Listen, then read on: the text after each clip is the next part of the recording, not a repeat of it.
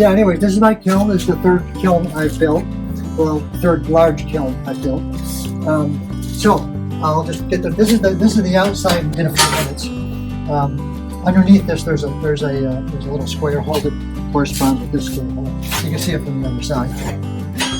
See? Yeah. Anyways, when I put the door in, the door goes up like this. Yep. I stack the door in. Each time I fire, it stacks in, and this here then ends up being right here. That's my peephole.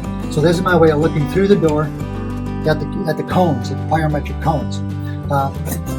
So, well, as you can see, I started to set the other day, then I stopped. So this is a downdraft kiln. It has two burners. Okay, so one burner here shoots down this wall. Another burner in that far corner, just like this, shoots up the flame like so. And then the bag walls direct the heat up, and also the openings in it to let some of the heat through. Normally, I'm still tuning this in, but when I get it tuned, I have about 20-hour schedule. From the time I light it till the time I shut it off. And then a couple day, 48 hours. And the reason it's a long schedule, because I could take this thing up to temperature in 8 or 10 hours, but I single fire, which means I have to go through the early stage of firing, which other potters bisque fire.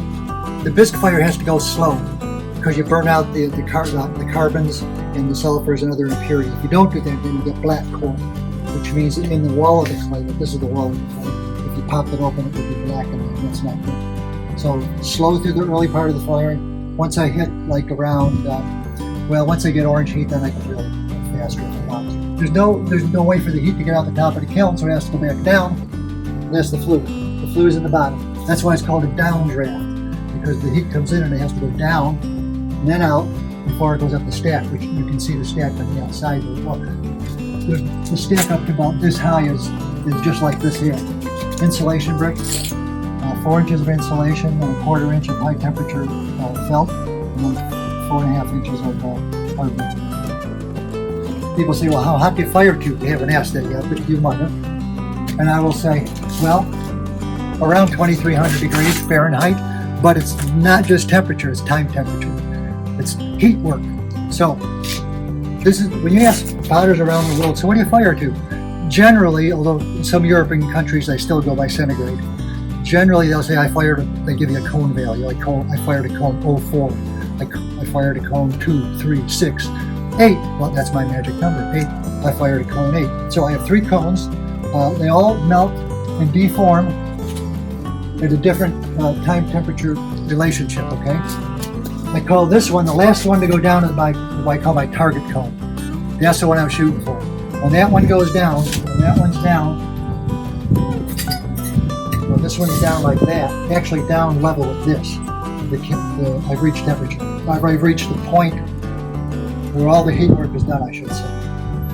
Because I fire to around 2,300, but I can take the same cone path and I send it through the brickyard kiln, and I know they only fire 2,170, and they put those cones down. They put them down because they got like a 100-hour schedule. I got a 20-hour schedule. So more time, less heat. More heat, less time. So that's what. So okay, so these guys are sitting like I showed you where the peephole is. This will be sitting on a shelf right about there. You see those? You see where that pizza pan's sitting there, and then you see four posts. Well, one of those white shells over there. These are my kiln shells, not the red ones.